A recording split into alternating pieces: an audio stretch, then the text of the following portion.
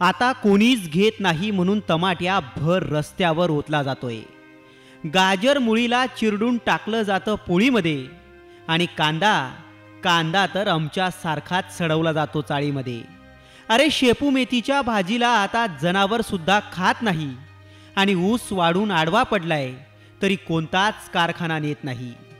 संदीप जगतापांच्या या ओळी फेकलेल्या कांद्याला मिळालेल्या भावाला, शेतकऱ्यांच्या दुःखांना आणि या व्यवस्थेला तंतोतंत लागू पडतायत।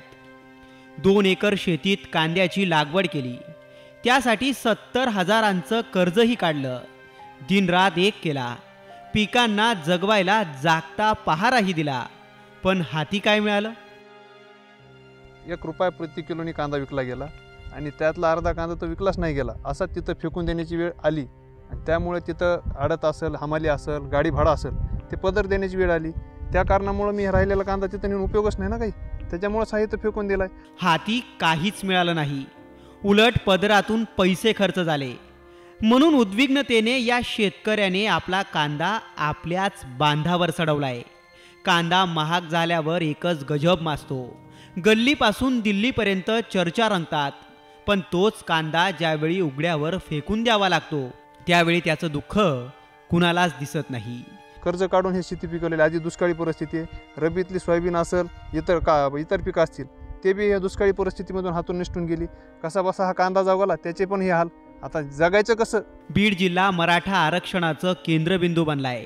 मराठ्यांना कुणबी प्रमाणपत्र द्या ही मागणीही जोर धरते। याच मागणीला विरोधही होतोय।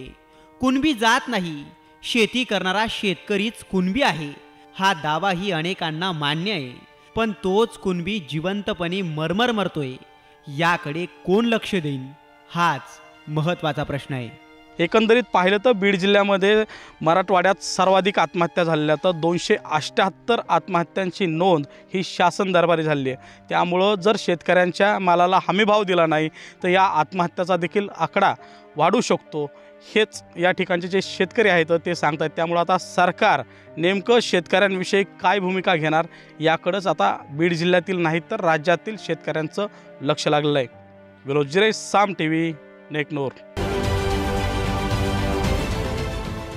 देश विदेशातील प्रत्येक घडामोडींचे लाईव्ह अपडेट मिळवण्यासाठी आता साम टीव्हीच्या सर्व सोशल मीडिया प्लॅटफॉर्मला लाईक, फॉलो आणि सबस्क्राईब करा।